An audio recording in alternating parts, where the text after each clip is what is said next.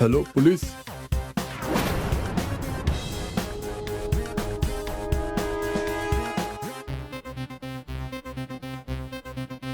मरने वाले का नाम दिनेश गुप्ता था और ये रोहताश कंपनी में काम करता था।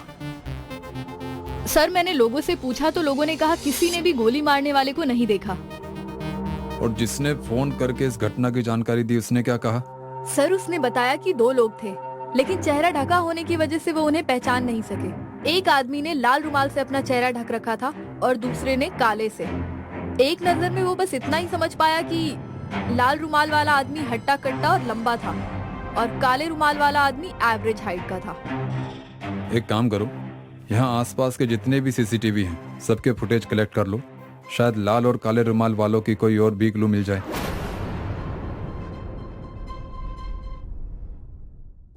राजेश जी, आपको तो पता ही होगा कि दिनेश का कत्ल हो गया है। यस सर, वो हमारी ही कंपनी का कलेक्शन एजेंट था। क्या दिनेश का किसी से कोई विवाद था? ऑफिस में तो किसी से नहीं था, बाकी सर हमारे काम में कलेक्शन को लेकर कुछ ना कुछ तो लगा ही रहता है। कल दिनेश किससे कलेक्शन लेने गया था? सॉरी मैम, ये पता नहीं है। पता नहीं है से क्या मतलब आपका? मैम, कलेक्शन एजेंट्स के पास रिकवरी की एक लिस्ट होती है। उस लिस्ट के हिसाब से जो उसे सबसे ज्यादा कंफर्टेबल लोकेशन लगती है वो वहां चला जाता है, जिसकी इन्फॉर्मेशन हमें क्लोजिंग इन्फॉर्मेशन में ही मिलती है। अनफॉर्चुनेटली दिनेश की क्लोजिंग इन्फॉर्मेशन आने से पहले ही उसके साथ मिस हैपनिंग हो गई, इसलिए हमें नहीं पता कि वो कहाँ कहाँ गया था कल। लिस्ट कहाँ है?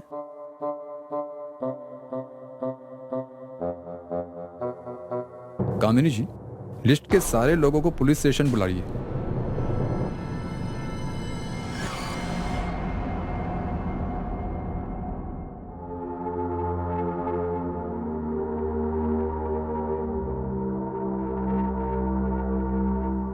आप सब जा सकते हैं। सर ये तो शॉकिंग है। दिनेश ने मरने से पहले सक्सेना, गुप्ता और शर्मा से 3 लाख का कलेक्शन किया था। इसका मतलब यू आर राइट कामिनी जी, ये कत्ल पैसों के लिए ही हुआ है। लेकिन सर लुटेरों को कैसे पता चला कि दिनेश के पास इतने पैसे हैं? यही सवाल है कामिनी जी। एनीवे, वो सीसीटीवी फुटेज का क्या हुआ? आपकी टेबल पर है।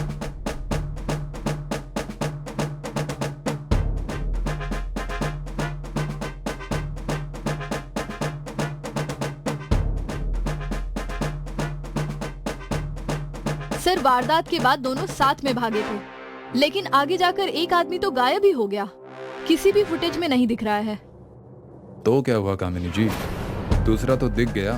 ये देखो, लाल रुमाल, हट्टा कट्टा, लंबा आदमी, ई रिक्शा पर। हाँ सर, ये तो वही है। अब जल्द ही ये हमारे शिकंजे में होगा कामिनी जी।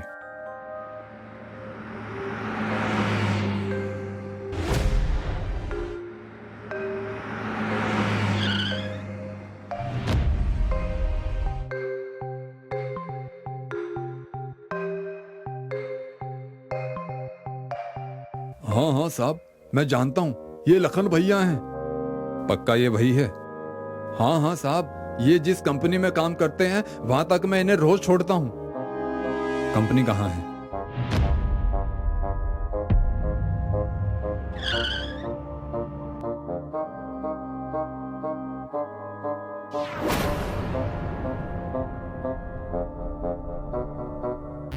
लखन नाम का आदमी यहाँ काम करता है? थोड़ा हट्टा कट्टा है। हाँ सर, यही काम करता है, पर एक हफ्ते से लखन और उसका दोस्त जीतू दोनों अपने गांव खंडवा गए हैं। उनका कोई फोन नंबर, कोई फोटो है? फोन नंबर तो नहीं है सर, दरअसल वो दोनों फोन यूज ही नहीं करते, लेकिन फोटो है मेरे पास। कामिनी जी दोनों बहुत होशियार हैं। कोई उन्हें ट्रेस ना कर पाए इसलिए फोन यूज नहीं करते, लेकिन उनको पता नहीं है राठौर से बचना मुश्किल ही नहीं, नामुमकिन है।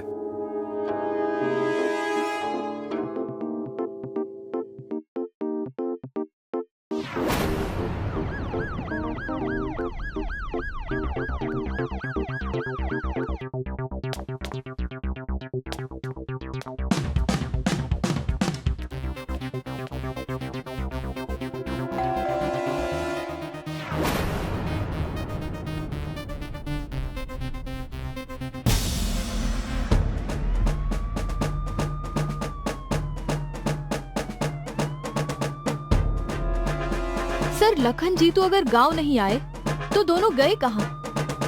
बरसात के मौसम में तन्हाई के आलम। माफ करना साहब। सलाम साहब, मैं रघु साहब।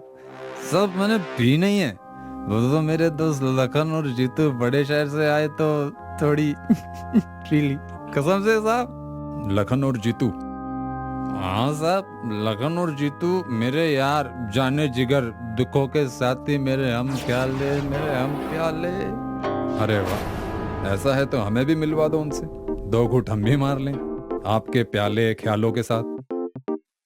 साहब बेबड़ों का तो एक ही ठिकाना, 24 घंटों में जब मौका मिले लगा दो ठेके का निशाना। वही मिलेंगे साहब। और ये वही जगह कहाँ है रघु जी? कितना मीठा बोलती हैं आप। सुनिए, ये लखन और जीतू जब भी शहर से कमाकर लौटते हैं तो अपने गांव के घर में घुसने से पहले 15-20 दिन अंग्रेजी शराब के ठेके पर ही दिखते हैं। जब ठेके पर नहीं होते तो जाने कहाँ मौज करते हैं, किसी को कुछ नहीं पता। तो ये ठेका कहाँ मिलेगा? इसी रोड पर सीधा 3 किलोमीटर आगे जाइए साहब, मिल जाएगा। ओके, थैंक यू रघु जी। साहब बुरा ना माने तो उन्हें एक हाफ और चकना पैक करके लाने के लिए कह देना। ठीक है, बोल दूंगा रघु जी। आप कितने अच्छे वाले साहब हैं। जय साहब, बरसात के मौसम में तन्हाई के आलम में। जिंदगी हो तो ऐसी, एकदम मस्त, नो टेंशन। क्यों कामिनी जी? Yes sir. तो चलिए, अंग्रेजी शराब का ठेका इंतजार कर रहा है हमारा।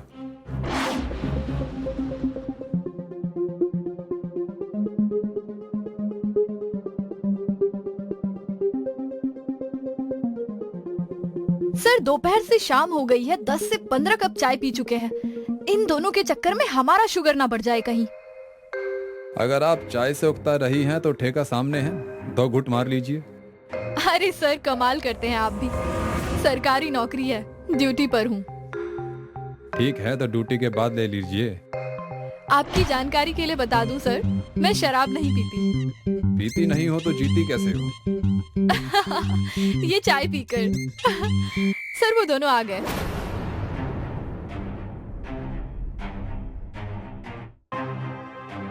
कौन है बे? बे नहीं बाप, इंस्पेक्टर राठौड़।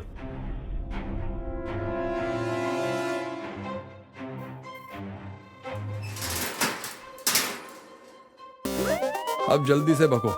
तुम दोनों ने दिनेश को क्यों मारा? किसके कहने पर मारा, बोलो। हमने उसे किसी के कहने पर नहीं मारा साहब। उसकी किस्मत खराब थी जो उस दिन वो हमारे हाथ लग गया। हम तो उससे बस उसका बैग छीनना चाहते थे, पर बहुत दम था उसमें। वो हम पर भारी पड़ने लगा तो गोली चल गई। तुमने चंद पैसों के लिए बिना किसी हिचक के एक मासूम की जिंदगी छीन ली। अब तुम्हारे इस अपराध की सजा तुम्हारी जिंदगी छीनेगी तुम दोनों से। फांसी होगी तुम दोनों को, फांसी।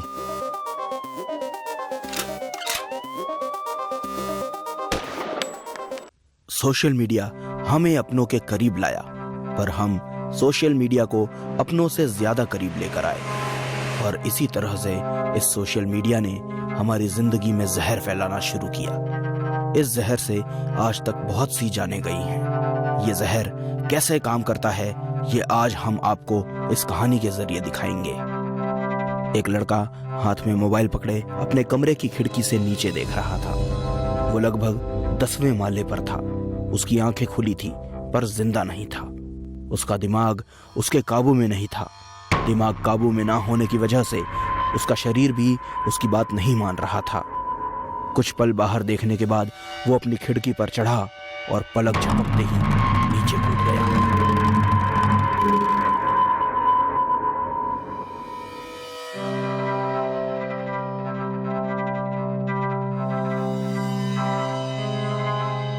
इस हादसे के 2 रात बाद मयूर अपने कमरे में अकेला बैठा था। उसे इस हादसे के बारे में कुछ खबर नहीं थी। उसे बड़ी बेचैनी सी महसूस होने लगी। उसने एक नजर अपने मोबाइल की ओर देखा और एक पक्का इरादा करके उठकर अपने कमरे की सारी खिड़कियां और दरवाजा बंद कर दिया। सब बंद करने के बाद उसने तुरंत अपना मोबाइल लिया और किसी को कॉल लगाया। मुझे अब वीडियो कॉल सर्विस चाहिए। मुझसे अब रहा नहीं जा रहा। ठीक है बेबी, मैं अभी तुम्हें वीडियो कॉल करती हूँ, पर पहले तुम पेमेंट तो करो। 1 घंटे की वीडियो कॉल के कितने होंगे? 1 घंटे के 1000 होंगे बेबी। ठीक है, मैं अभी पे करता हूँ। पेमेंट होते ही मुझे बता देना, फिर मैं तुम्हें जन्नत दिखाऊंगी। मयूर ने कॉल कट कर दी और झट से ऑनलाइन 1000 का पेमेंट उस लड़की के अकाउंट में कर दिया। पेमेंट होते ही मयूर ने फिर उस लड़की को कॉल किया। पेमेंट कर दिया है, देख लो। आ गया मयूर बेबी। अब शुरू करो। और हाँ, मुझे सब देखना है। हाँ, पूरा दिखाऊंगी बेबी, सब एकदम प्यार से और नजदीक से दिखाऊंगी, पर उसके लिए मुझे ये कॉल कट करनी पड़ेगी। हाँ ठीक है।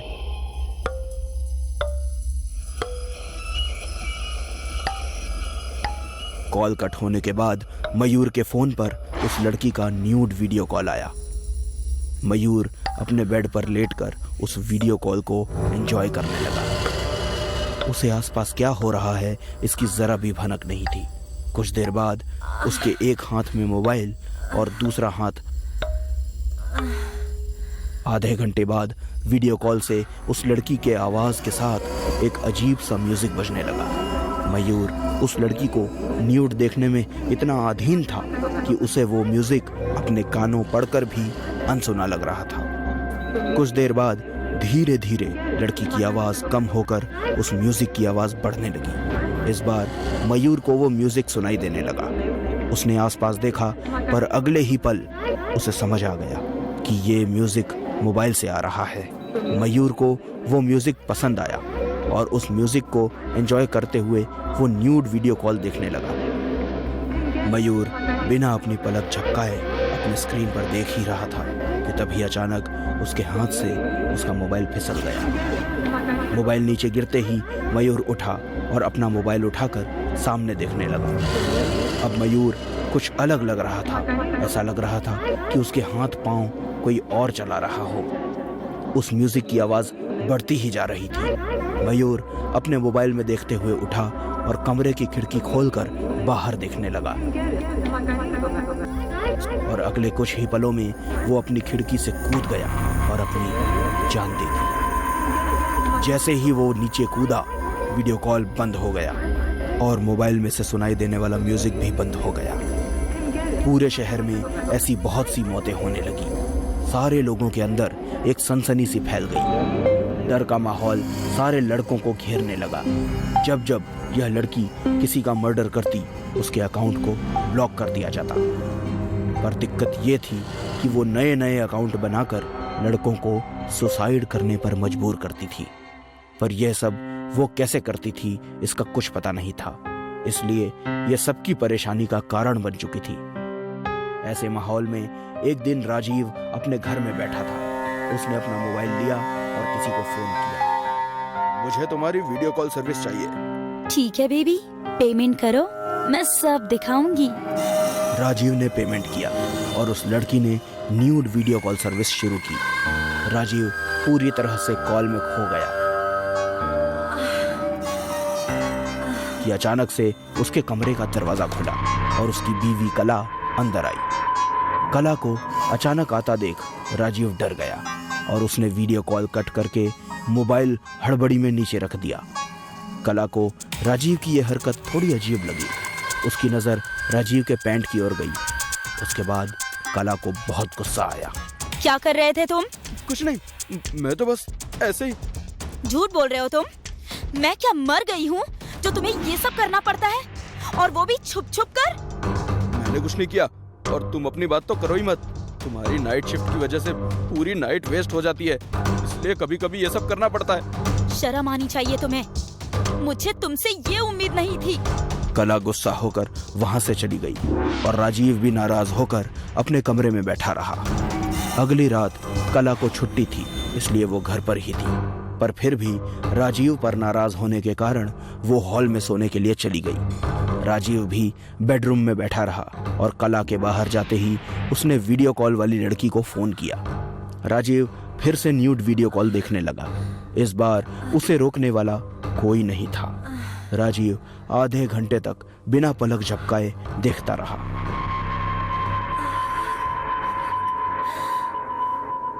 अचानक राजीव को वो धुन सुनाई देने लगी। वो धुन के साथ उस कॉल को और भी एंजॉय करने लगा। धुन की आवाज बहुत बढ़ गई। इसी दौरान राजीव अपना आपा खो बैठा और उसने पास में पड़ा हुआ चाकू उठाया। उसकी नजर अब भी वीडियो कॉल पर थी और हाथ में चाकू। अगले ही पल उसने चाकू अपने सीने में घुसाने के लिए अपना हाथ उठाया। जैसे ही उसने अपना हाथ उठाया, किसी ने उसका हाथ रोक दिया। कला ने राजीव को जोर से एक थप्पड़ मारा।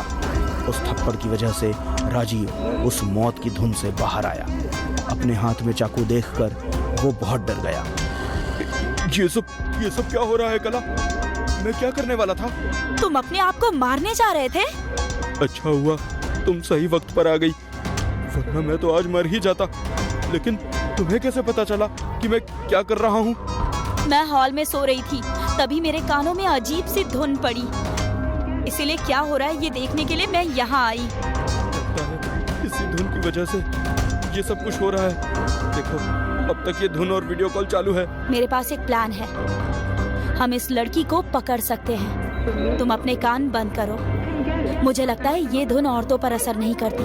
कला भागती हुई गई और जल्दी से अपना लैपटॉप लेकर आई। ये क्या कर रही हो? जब तक ये कॉल चालू है, मैं इसे हैक करने की कोशिश करती हूँ। इससे हमें इस लड़की के लोकेशन का पता चल जाएगा। थोड़ी देर में कला ने उस लड़की का लोकेशन पता कर लिया और वो थोड़ी घबरा गई। ये लोकेशन तो हमारे पास ही है। चलो, आज उसे छोड़ेंगे नहीं। कला और राजीव उस लोकेशन पर पहुंचे। वो चुपके से अंदर गए, पर जैसे ही उन्होंने लाइट ऑन की, उन्हें वो लड़की दिखी, पर वो बंधी हुई हालत में थी। और इतने में उन्होंने किसी को भागते हुए देखा। कला ने उस लड़की को आजाद किया और इस सब के बारे में पूछने लगी। ये सब क्या है? तुम सब मर्दों के जान के पीछे क्यों पड़ी हो? मैंने कुछ नहीं किया। ये सब मेरे बॉयफ्रेंड का किया कराया है। उसने मेरा न्यूड फोटो शूट किया और अब मुझे ब्लैकमेल करके मुझसे सबको न्यूड वीडियो कॉल्स करवाता है। और वो धुन, उसका क्या जवाब है तुम्हारे पास? वो भी उसी ने बनाई थी। वो पहले मेरा न्यूड वीडियो कॉल चलाता, फिर कुछ देर बाद उस धुन को सुनाकर लोगों से सुसाइड करवाता। पर क्यों? पैसों के लिए। वो वीडियो कॉल के बहाने उनके सुसाइड रिकॉर्ड करता था और ऊंचे दामों पर डार्क नेट पर बेच देता था। इसमें मेरी कोई गलती नहीं है। हाँ, समझ गए। तुम फिक्र मत करो। राजीव और कला उस लड़की को तो वहां से ले गए, पर उसका वो बॉयफ्रेंड अब भी आजाद था। इसलिए खतरा थोड़ी देर के लिए टल जरूर गया था, लेकिन खत्म नहीं हुआ था। रात के तकरीबन 1 बजे दीपिका के घर पर। छोड़ दो मुझे छोड़ दो, जाने दो मुझे। मैं तुम्हारे सारे पैसे लौटा दूंगी। प्लीज मुझे जाने दो, प्लीज जाने दो मुझे। ये सब नजारा एक बेडरूम में छुपे सनी और मुन्नी चुपके से देख रहे थे। सनी और मुन्नी दोनों सगे भाई बहन थे। एक कार एक्सीडेंट में दोनों के मम्मी पापा गुजर गए थे। तब से दीपिका ही दोनों का ख्याल रखती थी। बेडरूम में छुपे सन्नी और मुन्नी छुपकर बाहर का नजारा देख रहे थे। दोनों ही बहुत डर गए थे। सनी ने दरवाजा बंद किया और मुन्नी के हाथ में एक टेडी बियर दिया और उसे पीछे के दरवाजे से बाहर जाने को कहा। मुन्नी, तुम यहाँ से बाहर जाओ और किसी को हमारी मदद के लिए बुलाओ। नहीं भैया, मैं आपके बगैर कहीं नहीं जाऊंगी। मुझे अकेले डर लगता है। देखो मुन्नी, तुम्हें बाहर जाना ही होगा, नहीं तो हम सब यहाँ फंस जाएंगे। हमें मासी की मदद करनी होगी और ये टेडी बियर अपने पास रखो, इसे किसी को देना मत। तभी बाहर से दरवाजा खटखटाने की आवाज आई। बाहर खड़े आदमी ने सन्नी और मुन्नी के कमरे का दरवाजा तोड़ दिया। सन्नी ने उस आदमी को रोक कर रखा। मुन्नी तब तक वहां से भाग गई। थोड़ी देर बाद घर से गोली चलने की आवाज आई। अगली सुबह एक औरत अपने घर से एक बैग लेकर अपनी गाड़ी की ओर जा रही थी। उसने अपनी गाड़ी की डिक्की खोली तो उसमें मुन्नी सो रही थी। औरत के डिक्की खोलने के बाद मुन्नी जागी और रोने लगी। सनी भैया, सनी भैया, बेटा, आप कौन हो और आपके माँ पापा कहाँ हैं? सनी भैया, सनी भैया। अच्छा, आपके सनी भैया कहाँ हैं? Hello, inspector Rathore. यस, बोलिए। सर, मैं कामिनी नगर से बात कर रही हूँ, वृंदावन नंबर 13। सर, यहाँ कुछ गड़बड़ है, आप प्लीज जल्दी से यहाँ पर आ जाइए। गड़बड़? कैसी गड़बड़? सर, मैं आपको फोन पर कुछ नहीं बता सकती, आप प्लीज यहाँ आ जाइए। ओके, आप वहीं पर रहिए, हम अभी आते हैं। इंस्पेक्टर राठौर, कामिनी और हवलदार लालू पटेल वहां गए। उस औरत ने सारी बात उनको बताई।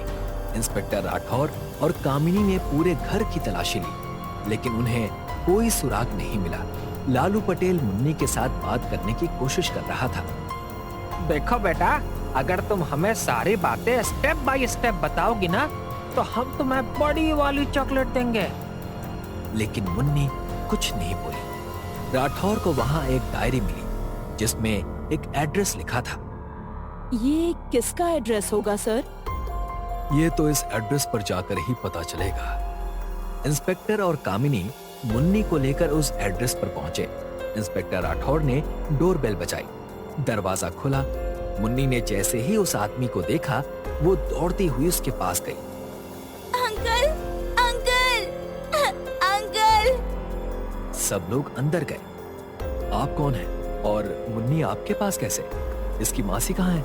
और सनी नहीं आया क्या मुन्नी के साथ? आपको सब पता चल जाएगा, लेकिन पहले ये बताइए कि आप कौन हैं और मुन्नी को कैसे जानते हैं? मेरा नाम रंजन है।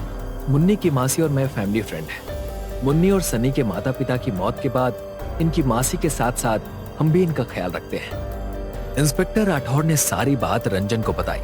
ये सब सुनकर रंजन चौंक गया और जल्द से जल्द दीपिका और सनी को ढूंढने की रिक्वेस्ट करने लगा। मुन्नी के हाथ में टेडी बियर देख रंजन ने उसे लेना चाहा, लेकिन मुन्नी ने मना कर दिया। ये सारी बातें इंस्पेक्टर राठौर को अजीब लगी। दूसरी ओर दीपिका और सनी एक अंधेरे कमरे में बंद थे। उनके हाथ पैर बांध कर रखे गए थे। आई एम सॉरी सनी बेटा, ये सब मेरी वजह से हुआ है। अब तो पुलिस हमारे घर भी पहुंच गई होगी और उन्हें वो पैकेट भी मिल गया होगा। अब पुलिस मुझे नहीं छोड़ेगी। मासी, आप टेंशन मत लीजिए, मैंने वो पैकेट वहां से हटा दिया था। पुलिस को घर में कुछ नहीं मिलेगा। सनी ने बताया कि उसने दीपिका को वो पैकेट घर पर छुपाते देखा था। वो जानता था कि दीपिका कोई ना कोई गलत काम कर रही है, लेकिन पुलिस के डर से उसने वो पैकेट वहां से निकालकर कहीं और रख दिया था। इधर इंस्पेक्टर राठौर और कामिनी दीपिका और सनी को ढूंढने की कोशिश कर रहे थे। तभी इंस्पेक्टर राठौर को एक खबरी का कॉल आता है। हेलो सर, एक अंडरवर्ल्ड की टीम मुंबई आई है ड्रग सप्लाई करने के सिलसिले में। वो जल्द ही मिलने वाले हैं, लेकिन कहाँ मिलेंगे ये अब तक पता नहीं चल पाया है। जैसे ही पता चलता है मैं आपको बता दूंगा। ठीक है, सावधान रहना। दीपिका और सनी जिस कमरे में बंद थे, वहां एक आदमी आता है। उसका चेहरा ढका हुआ होता है और वो बाहर सुपिकात को धमकी देता है। देखो, अगर तुमने हमारा काम नहीं किया तो तुम्हारे साथ साथ तुम्हारे बच्चे को भी मार दूंगा मैं।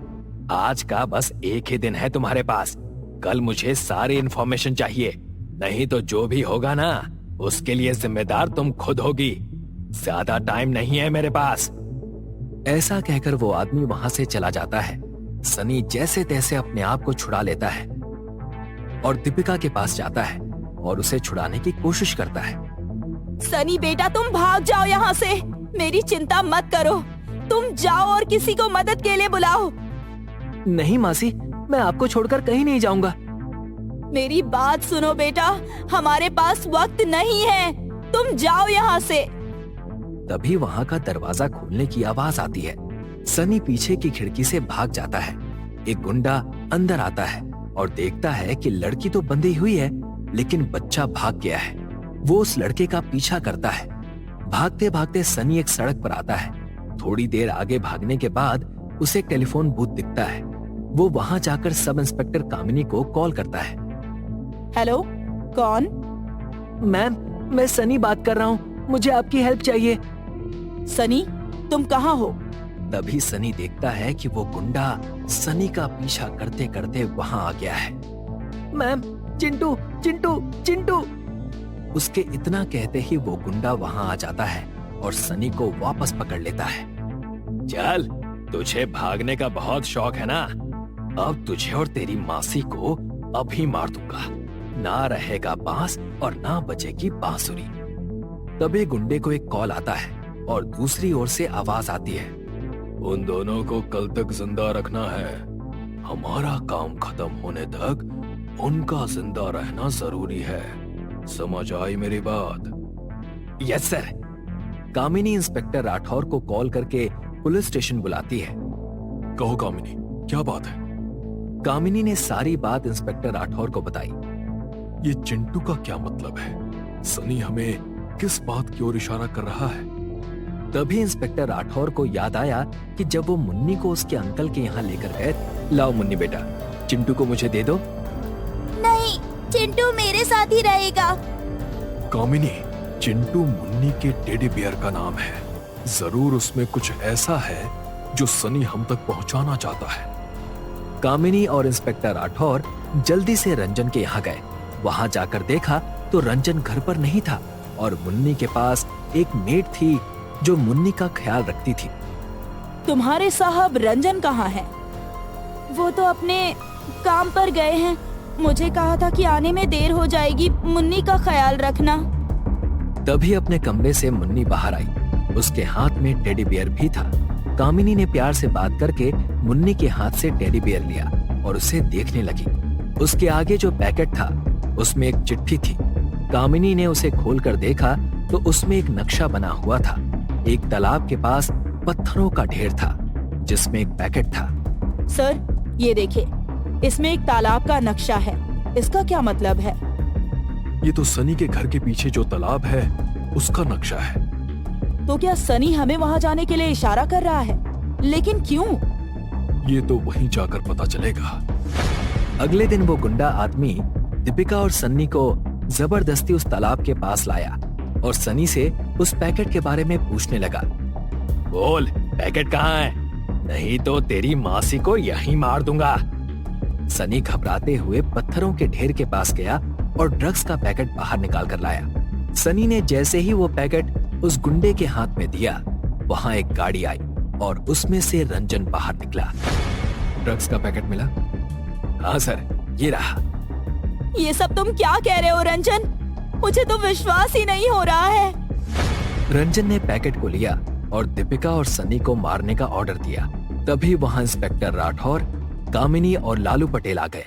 कामिनी ने गुंडे आदमी को पकड़ा और उसे पकड़कर जमीन पर गिरा दिया। इंस्पेक्टर राठौर ने रंजन को पैकेट के साथ रंगे हाथों पकड़ा। दीपिका ने बताया कि उसे पैसों की जरूरत थी, इसीलिए वो ये काम करने को तैयार हो गई थी और इसी बात का फायदा रंजन ने उठाया। सर, आपने ये केस सॉल्व भी कर लिया। आपका तो जवाब नहीं सर। अपना तो ऐसा ही है कामिनी।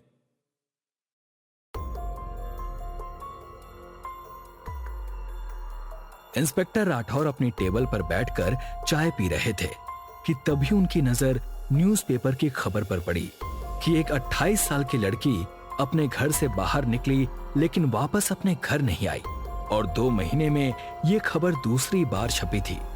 तभी कामिनी भी अखबार लेकर इंस्पेक्टर राठौर के पास आई और उन्हें वही खबर दिखाने लगी। सर, ये खबर पढ़िए सर। मैं भी वही देख रहा था कामिनी। और सिर्फ यही नहीं, पिछले 6 महीने में 6 लड़कियां अलग अलग शहरों से अपने घर से निकली लेकिन वापस नहीं आई और ना ही उनकी डेड बॉडी मिली। ये राज क्या हो सकता है कामिनी? पता लगाना पड़ेगा। सर, ये तो कोई भूत जैसा लागत है। आप खुद ये सोचो ना, इतनी लड़कियां गायब हुई और किसी को कोई खबर ही नहीं। सर, एक इंफॉर्मेशन मिली है, शायद इससे हमारी कोई मदद हो सकती है। राठौर ने लैपटॉप में सारी डिटेल्स देखी। मदद तो होगी इस इंफॉर्मेशन से, लेकिन यह कातिल बहुत ही शातिर है, इसीलिए हमें भी इस बार अलग चाल चलनी होगी। मतलब सर, आप क्या करने की सोच रहे हैं?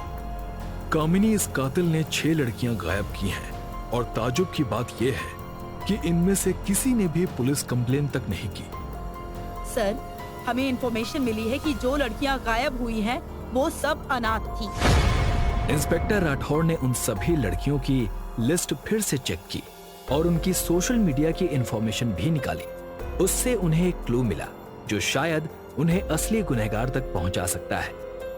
हेलो, मुझे तुम्हारी मदद की जरूरत है।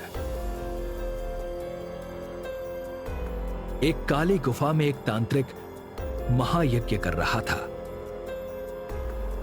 उसके सामने एक दुल्हन की तरह गुड़िया थी और एक गुड्डा था।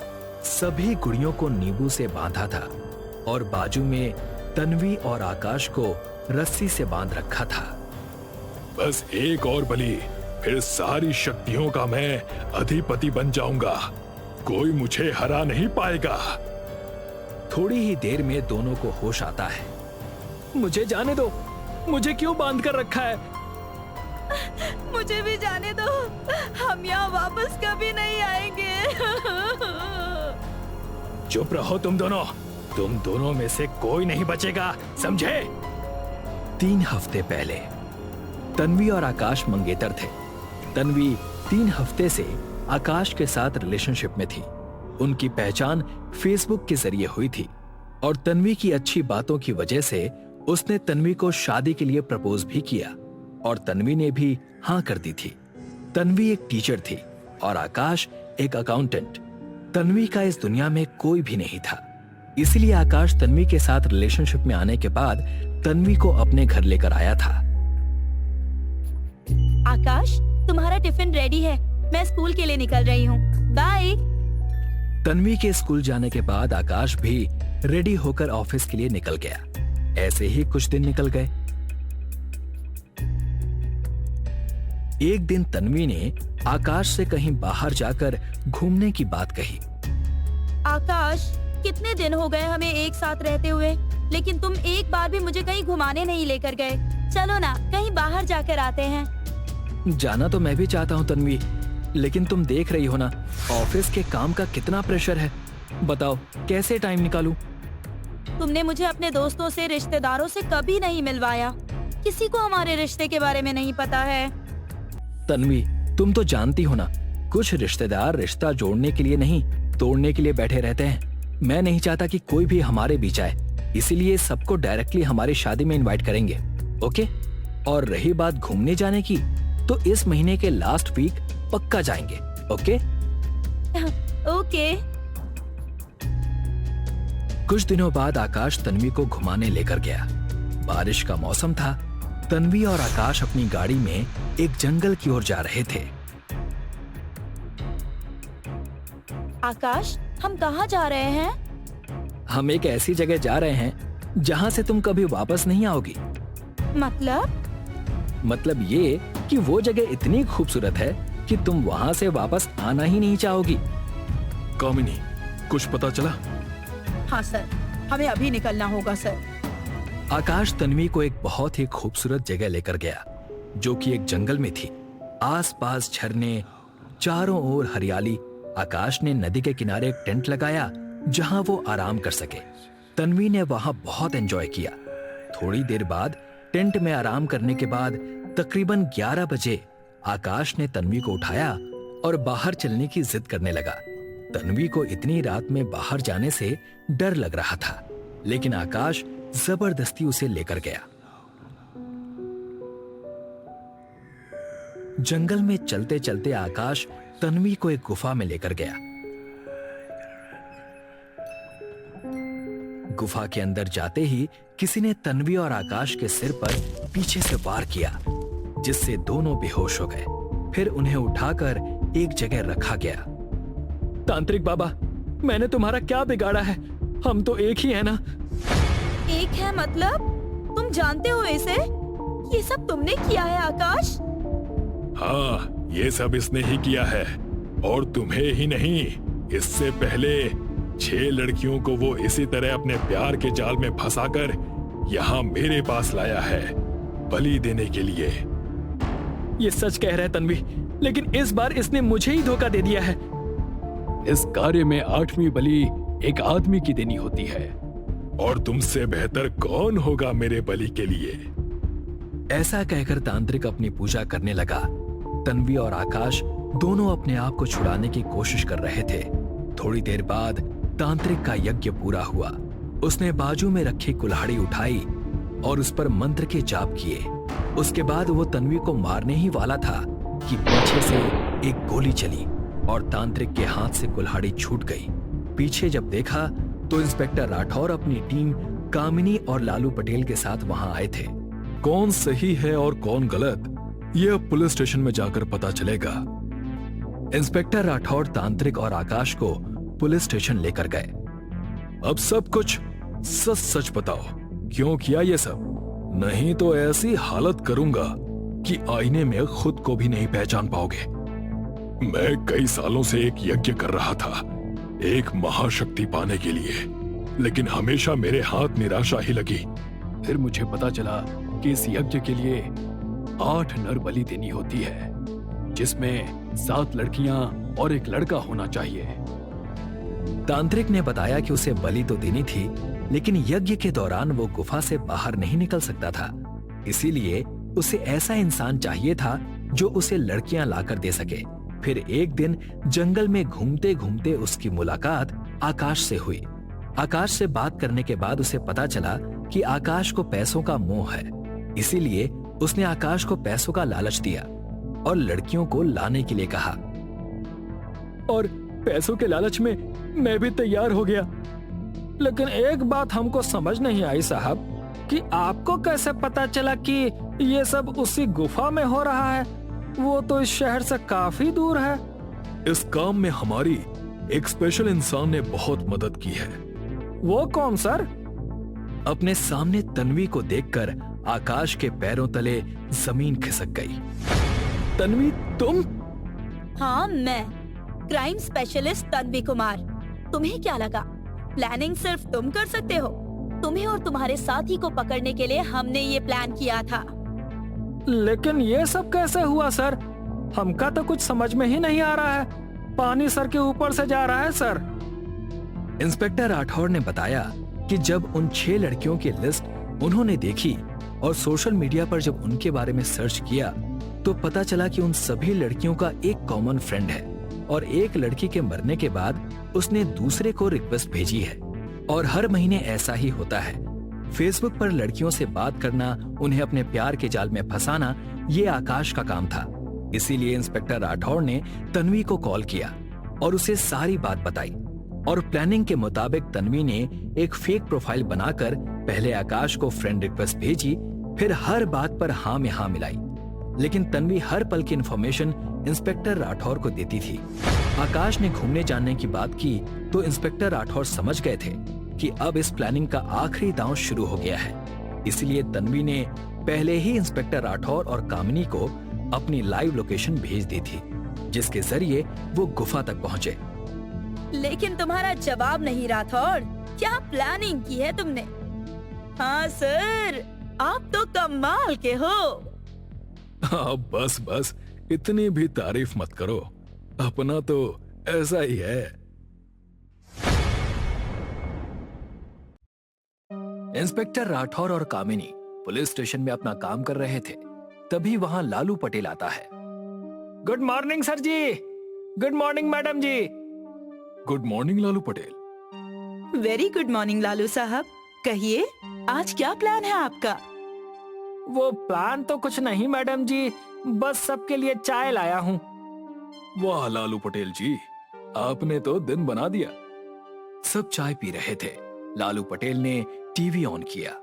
टीवी में खबर दिखी कि शहर में एक खतरनाक बीमारी फैली है, जिससे बच्चे बीमार हो रहे हैं। इनमें ज्यादातर बच्चों ने बताया कि स्कूल से छूटने के बाद से ही उनके पेट में दर्द होने लगता है। अब ये क्या नया हंगामा खड़ा हो गया सर? ये कौन सी बीमारी ने जन्म लिया है जो बच्चों पर हावी हो गई है? कामिनी, इस बीमारी के बारे में WHO ने कोई रिपोर्ट दी है? नहीं सर, कोई रिपोर्ट नहीं मिली है। कल तक तो सब कुछ ठीक था, अब अचानक से ये कौन सी बीमारी आ गई? इंस्पेक्टर राठौर और कामिनी पुलिस स्टेशन से बाहर निकल ही रहे थे कि बाहर मीडिया ने अपनी भीड़ जमा ली और हर कोई सवाल करने लगा। सर, शहर में ये जो अचानक बीमारी फैली है, उसके बारे में आप क्या कहना चाहेंगे? सर, क्या इस बीमारी के बारे में हेल्थ ऑर्गेनाइजेशन से कुछ इंफॉर्मेशन आई थी? देखिए, इस बारे में हमें अब तक कोई रिपोर्ट नहीं मिली है, लेकिन हम जल्द से जल्द इस बात की जड़ तक जाएंगे। मीडिया को जवाब देकर कामिनी और इंस्पेक्टर राठौर अपनी गाड़ी से निकले। कामिनी, क्या लगता है तुम्हें सारे बच्चे अचानक कैसे बीमार हुए होंगे? सर, मुझे तो लगता है कि जरूर बच्चों ने स्कूल में कुछ खाया होगा, तभी ऐसा कुछ हुआ है। कामिनी, अगर खाने की बात होती तो शायद किसी एक स्कूल में ऐसी प्रॉब्लम होती, पर यहाँ तो सारे स्कूल्स में ऐसा हुआ है। यही तो समझ में नहीं आ रहा है सर, एक साथ कैसे सारे बच्चे बीमार हो सकते हैं। मुझे तो लगता है सर कि ये किसी ने जानबूझकर किया है। हम सिर्फ अंदाजे पर नहीं चल सकते कामिनी, हमें सच्चाई तक पहुंचना होगा, वो भी जल्द से जल्द। हजारों बच्चों की जिंदगी का सवाल है। अगले दिन न्यूज़पेपर और न्यूज चैनल्स पर एक खबर मिली कि शहर के सबसे बड़े उद्योगपति धीरज रायचंद, जो मेडिसिन की फैक्ट्री चलाते हैं, उन्होंने शहर की हालत देखकर दरिया दिल होकर सारे हॉस्पिटल को मेडिसिन 50% डिस्काउंट में दी है। इस बात से शहर के लोगों को और डॉक्टर्स को बहुत दिलासा मिला था। सारे शहर में सिर्फ धीरज रायचंद जी की बात हो रही थी। अगले दिन मीडिया वाले धीरज रायचंद जी का इंटरव्यू ले रहे थे। रायचंद जी, आपने अचानक शहर के लोगों के लिए मेडिसिन पर 50% डिस्काउंट दिया है, इसकी कोई खास वजह? खास वजह बस इतनी सी है कि मैं नहीं चाहता कि मेरे शहर के बच्चे पैसे कम हैं या पैसे नहीं हैं इसकी वजह से दवाई ना ले पाएं। मैं चाहता हूं कि हमारे शहर के सारे बच्चे इस बीमारी से लड़कर फिर से पहले जैसे हो जाएं। ऐसा कहकर रायचंद वहां से निकल गए। सर, एक बात समझ नहीं आ रही है सर। कुछ हफ्तों पहले तो रायचंद जी की मेडिकल कंपनी डूबने को आई थी, पूरी तरह से घाटे में थी। फिर अब ऐसा क्या हुआ कि ये कंपनी अपना इतना लॉस इतनी आसानी से एक्सेप्ट कर रही है? उसी दिन शाम को रायचंद पुलिस स्टेशन आए। Welcome Raichand sir, welcome. बताइए, आज कैसे आना हुआ? कोई खास वजह? वजह आपको पता नहीं ऐसा तो नहीं हो सकता, लेकिन मैं फिर भी बता देता हूँ। आप तो जानते हैं कि शहर की हालत फिलहाल क्या है। रायचंद ने कहा कि वो शहर के बच्चों को बचाने में सबकी हेल्प कर रहा है। अगर पुलिस स्टेशन में भी उनकी कोई जरूरत पड़ती है तो वो बेझिझक उन्हें बता सकते हैं। अच्छा लगा आपकी बात सुनकर। अगर आपकी जरूरत पड़ी तो हम जरूर आपको बताएंगे। रायचंद वहां से चले गए। कितने गुणी आदमी हैं रायचंद साहब। हाँ, खुद घाटे में हैं, लेकिन शहर के बच्चों को बचाना चाहते हैं। 2 दिन बाद बच्चों की तबीयत में सुधार आने लगा। इंस्पेक्टर राठौर ने इन्वेस्टिगेशन चालू रखी। स्कूल के आसपास के सभी कैमरास चेक किए। उन्हें एक बात समझ में आ गई थी कि सभी स्कूल के सामने एक आइसक्रीम वाला खड़ा रहता था, जो बच्चों को स्कूल छूटने के बाद आइसक्रीम बेचता था। इंस्पेक्टर राठौर ने सबको अरेस्ट करने के लिए कहा। कुछ ही घंटों में सारे आइसक्रीम वालों को गिरफ्तार कर लिया गया, लेकिन किसी को कुछ पता नहीं था।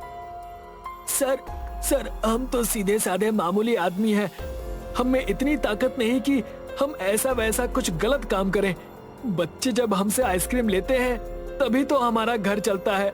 हम उन्हें ही नुकसान क्यों पहुंचाएंगे? सभी आइसक्रीम वालों की आइसक्रीम्स की जांच की गई। 2 दिन बाद रिपोर्ट में आया कि आइसक्रीम में कोई मिलावट नहीं थी। बाद में सभी आइसक्रीम वालों को छोड़ दिया गया।